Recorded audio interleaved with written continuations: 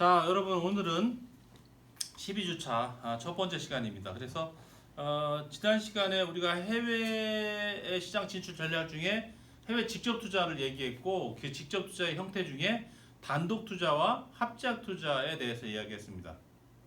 그래서 합작 투자를 하게 될 경우에 대해서 설명을 했죠. 그래서 마지막으로 합작 투자 성공 사례인 우리나라에 진출한 유통기업인 테스코 사례를 좀 설명을 하려다가 못하고 넘어왔죠. 그래서 오늘 합작 투자 성공 사례인 테스코 사례를 간략하게 설명하고 두 번째 직접 투자에 해당하는 신설 투자와 인수합병에 대해서 이야기를 할 수 있도록 이렇게 하겠습니다. 일단 여러분 우리나라 시장에 해외 유통기업이 진출한 것이 90년대 중반에 월마트가 진출했죠. 월마트가 당시에 세계 최고의 유통기업은 월마트예요. 두 번째는 까르푸고, 테스코는 3위 기업이었죠. 그래서 우리나라에 처음으로 진출한 기업은 월마트였고 이어서 프랑스의 까르푸가 순차적으로 진입을 했어요. 근데 결과는 어떻게 됐죠, 여러분? 처음에는 굉장히 선풍적인 인기를 끌었어요. 야, 우리 지금 뭐 이케아 진출한 거 신기했던 것처럼 야, 월마트라는 데가 생겼대. 갔더니 엄청나게 커. 없는 게 없어. 물건도 굉장히 저렴해. 이렇게 된 거예요. 그런데 불과 얼마 안 가서 한국의 토종 유통기업인 이마트가 탄생하죠. 이마트. 그러니까 월마트와 비슷한 형태의 소매 업태를 가지고 태어나게 되죠.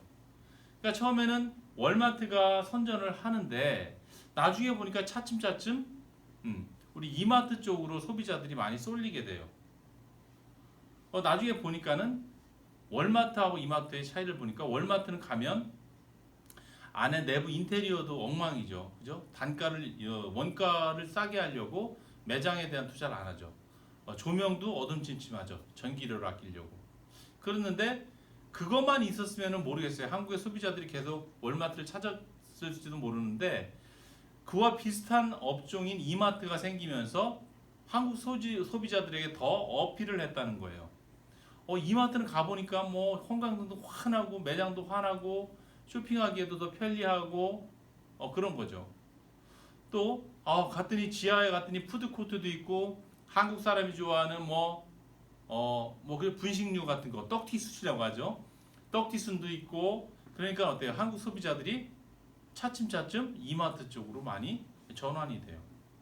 또 한국의 소비자들이 주말을 이용해서 가족들과 여가를 선용하기 위해서 또 쇼핑을 오는 사람들도 상당수가 됐기 때문에 그러면서 월마트가 나중에는 철수를 하게 되죠. 또 이어서 까르푸도 철수를 하게 됩니다.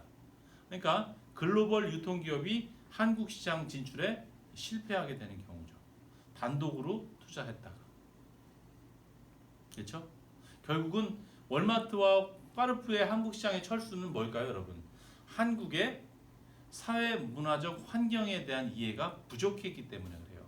사회 문화적 환경에 대한 이해를 바탕으로 거기에 상응하는 전략, 마케팅 전략을 수립하지 못했기 때문에 실패한 거예요. 근데 몇 년이 지난 다음에 이제 3위의 유통기업인 영국의 테스코가 한국이 경제 수준도 올라가고 어느 정도 한국 소비자들이 구매력도 높기 때문에 유통시장으로서 의미가 있는 지역이다라고 판단하고 한국 시장을 진출하고 싶어 하죠. 근데 들어오려고 보니까 어떤 사례가 있어요? 자기보다 더 큰 업체인 월마트와 까르푸도 한국 시장에 진출했다가 다시 나왔죠. 그러니까 불안한 거예요. 왜 그럴까? 왜 한국 시장에 어떠한 특수성이 있을까? 우리도 혼자 진출했다가 그런 꼴 나는 거 아닐까? 하고 불안한 거죠. 그 무언가가 무엇인지를 모르는 거예요. 그래서 한국 시장은 반드시 진출하고 싶은데 그 무언가에 대한 리스크 때문에 단독 투자를 하기에는 굉장히 부담을 느끼게 되죠. 그러면서 그렇다면 우리가 모르는 그것을 알 때까지 그 리스크를 좀 우리를 대신해서 해지시켜줄 파트너를 찾자. 한국에서 제일 신뢰 있는 기업은 어디 있느냐? 삼성이다. 그럼 삼성과 합작 투자를 하자. 이렇게 되죠. 그래갖고 서로가 그죠? 이해관계가 맞은 상태에서 합작이 이루어졌겠죠. 그러면서 삼성 테스코 법인이 만들어집니다. 삼성 테스코. 그리고 그 삼성 테스코에서 만들어낸 그 소매점 브랜드가 홈플러스죠. 홈플러스. 홈플러스. 처음에 어떻게 5대5로 합계학 투자했겠죠. 그러다가 점차 6대4, 8대2, 9대1 가다가 최종적으로 합작이 끝나는 시점에는 그렇죠. 테스코 쪽에서 삼성의 지분을 전부 인수하는 그런 식으로 해서 합작이 종료됐겠죠. 그래서 지금 삼성 테스코는 어느 회사죠? 어느 나라 회사죠? 영국이죠. 홈플러스는 영국의 유통기업이 한국에 진출한 그런 사례라고 볼 수 있습니다. 그래서 테스코는 어때요? 합작 투자 방식으로 한국 시장에 잘 진출한 그런 케이스라고 볼 수가 있겠죠. 자, 그럼 다음은 오늘 이제 원래 강의 내용인 이제 해외 시장 진출 전략 중에 해외 시장 이거 지금 해외 직접 투자하고 있는 거죠, 우리가 여러분 해외 직접 투자, 직접 투자 FDI를 공부하고 있어요. 그래서 해외 시장에 진출하는데 직접 투자 방식으로 진출하고 지난 시간에는 단독이냐 합작이냐를 얘기했고 오늘은 그런 관점이 아니라 신설 투자냐, 신설 투자. 신설 투자가 뭘까요, 여러분? 그린필드 인베스트먼트 이렇게 얘기합니다. 그린필드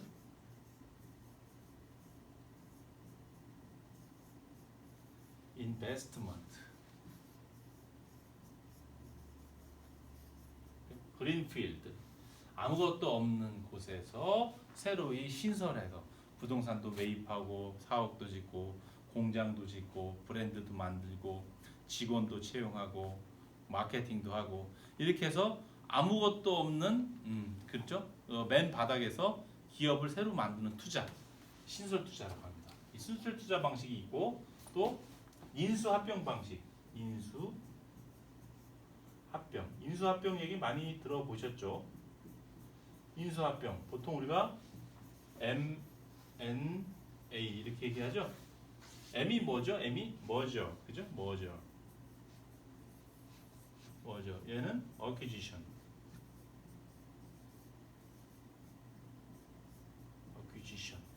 사실은 인수합병인데 acquisition이 인수고요. merger가 합병이죠, 합병. 그렇죠? 이런 거. 그러면 어느 때 신설 투자라고 어느 때 인수 합병을 할까요, 여러분?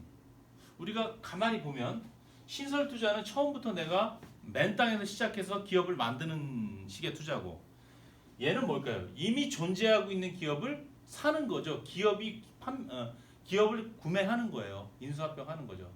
얘는 기존에 활동하고 있는 기업을 사는 개념이다 보니까 이미 존재하고 있는 기업의 뭐 자산도 있고 경영 자원도 그대로 있는 거고 그 기업이 이제까지 구축해놓은 시장에서의 마켓 쉐어도 있는 것이고 브랜드에 대한 가치도 있고 소비자들의 신뢰도도 있고 그걸 일거에 한꺼번에 인수합병 과정을 통해서 일거에 획득하는 거죠. 그러니까 그런 관점에서만 생각해도 해외 시장에 진출하고자 하는 기업의 입장에서 보면 어때요? 시간적으로 얘는 여유 있을 때 해야 될 것 같고 얘는 시간적으로 급박할 때 효과적이겠죠. 또 우리가 이제 다각화 얘기를 했는데 해외 시장에 진출하면서 사업 다각화를 추구하고 싶은데 기존의 내 핵심 역량을 활용해서 할 수 있는 관련 다각화 분야도 있지만 내 전략적 필요에 의해서 비관련 다각화를 해야 되는데 그 비관련 다각화 분야는 어때요? 내가 노하우가 전혀 없잖아요. 그죠? 그 분야에 대한 사업은 내가 관련이 없기 때문에 기존의 핵심 역량을 활용할 수가 없는 거예요. 그래서 맨 땅에서 하기에는 너무 곤란한 거죠. 차라리 이미 그쪽 비관련된 내가 전혀 노하우가 없는 사업 분야로 우리의 어떤 전략적 목적에 의해서 반드시 가야 된다면 이렇게 투자하면 리스크가 크고 이미 존재하고 있는 기업을 인수합병하는 게 훨씬 유리할 수도 있는 것이죠. 그렇죠? 또 어떤 경우도 있을 수 있을까요, 여러분? 예를 들어서 진출하고자 하는 그 국가 시장에 내가 진출하고자 하는 사업 분야가 성숙기 시장인 경우, 그러니까 우리가 시장이 라이프 사이클을 봤을 때, 프로덕트 라이프 사이클을 봤을 때 이런 식으로 커브가 그려지는데 만약에 도입기, 성장기, 성숙기, 쇠퇴기 시장인데 내가 들어가고자 하는 그 업종으로 들어가고자 하는 그 시장이 여기다. 성숙기 시장이다. 성숙기. 그럼 어떨까요, 여러분? 이게 나을까, 이게 나을까? 성숙기 시장은 어떤 상황이냐면요, 여러분. 자, 도입기를 거쳐 성장기를 거쳐, 그죠? 이제는 수요가 포화된 상태예요. 더 이상의 수요 창출이 어려운 아주 성숙기 시장이에요.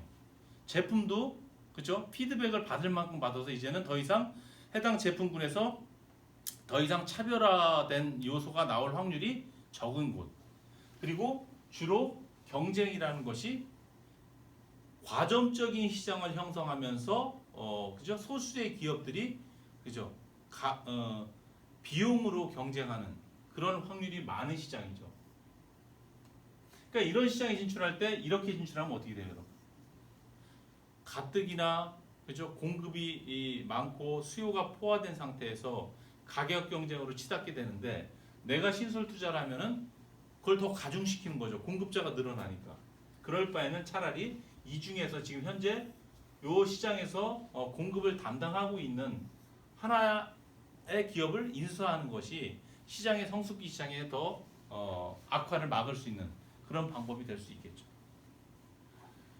그래서 외국 기업에 보면 여러분 자기 기업의 기업 수준의 전략으로서 자기 기업의 성장을 위한 전략적 의사결정 대안으로서 이 인수합병 방법을 주로 추구해서 성장하는 기업도 굉장히 많습니다.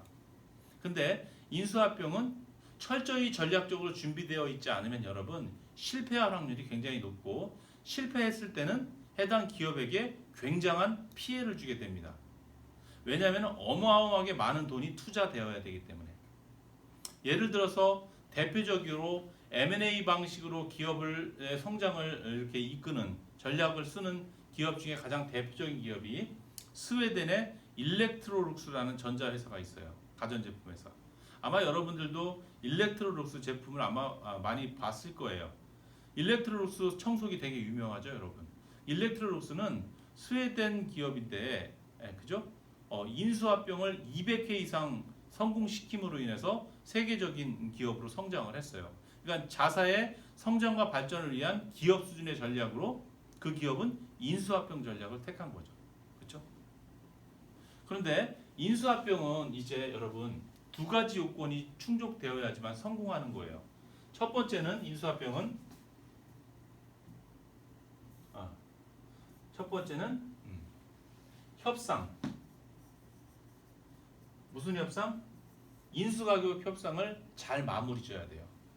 인수하는 기업 입장에서는 어떻게 해야 돼요, 여러분? 가급적이면 싸게 사야 되는 거죠. 자, 기업을 살 때는 그 해당 매각 대상에 올라온 기업이 유형화된 자산에 대한 가치는 쉽게 계산이 되죠, 여러분. 재무제표상에 있는 가치로 그냥 계산하면 그 기업의 가치가 되는데 문제는 뭐예요, 여러분? 무형 자산에 대한 가치를 결정하는 문제예요. 우리가 얘기했던 기술력, 브랜드, 시장에서의 평판, 이제까지 했던 노하우 등등등 이런 거를 얼마에 매기느냐가 문제죠. 파는 기업에서는 그걸 최고 높이 평가하고 싶어하고 인수하는 기업은 그거를 좀 평가 절하하고 싶어하고 그런 거죠. 그런 상태에서 인수기업 입장에서는 굉장히 저렴한 가격으로 매입을 하는 것이 인수합병의 첫 번째 성공 조건이에요. 그 비용을 보통 우리가 인수 프리미엄이라고 해요. 그러니까 인수 프리미엄을 최소화시킨 상태에서 인수합병 협상을 마무리 짓는 것이 첫 번째 인수합병의 성공 요인이고, 두 번째는 인수 후 통합 과정. 자, 두 개 기업이 하나가 되면 어떻게 돼요, 여러분? 불협화음이 많을 수 있겠죠. 특히 인수당한 기업은 어떻게 해요? 피해 의식이 있을 수도 있고, 인수한 기업의 기업 문화가 침투해 오면은 거부감도 있을 수 있겠죠. 서로 다른 문화와 질서 속 조직 체계 속에서 움직이는 기업이 하나가 되면은 당연히 갈등 요인이 있을 수 있어요. 근데 그 갈등 요인이 빚어지는 조직 통합 과정을 굉장히 빠르게 진행해야 돼요, 여러분. 빠르게 진행해서 빨리 통합하고 하나의 목적으로서 기업이 움직일 수 있도록 그렇게 인수 통합 과정을 빨리 마치는 것이 두 번째 성공 요인이 됩니다. 그 과정에서 인수당하는 기업의 중간 관리자라든지 상급 관리자라든지 최대한 회유를 해서 합류를 시키는데 그게 안 되면은 그렇죠. 해고를 할 수도 있는 것이죠. 그렇지만 최대한 해고를 하지 않는 게 중요하겠죠. 왜냐하면 그네들조차도 인수합병 과정에서 인수 프리미엄을 주는 것에 그네들의 노하우라든지 경력 그런 것도 다 포함된 개념이라고 봐야 되기 때문에 가급적이면 같이 가되 최대한 빨리 통합을 하는데 걸림돌이 되는 것은 빨리 제거를 하고 조직도 중복되는 것은 빨리 정리를 하고 동일한 기업끼리 인수합병을 하면 어때요? 공장 시설이라든지 이런 것들이 중복되는 경우가 많잖아요. 뭐 어느 공장으로 어느 떤 품목 공장으로 통합을 하는지 두 군데에서 뭐 세탁기를 생산할 수는 없잖아요. 한 군데 쪽 경쟁력 있는 쪽을 몰아주고 한쪽은 정리해서 유동자금으로 전환을 시킨다든지 뭐 이런 식의 어떤 빠른 통합 과정이 필요하다라는 것이죠. 그렇죠? 이렇게 해서 우리가 해외 시장 진출 방법으로서 오늘 이 시간을 마지막으로 해외 직접 투자의 방법에 의한 이런 해외 진출 방법도 마무리했습니다. 그래요. 수고 많았습니다. 여기까지 하겠습니다.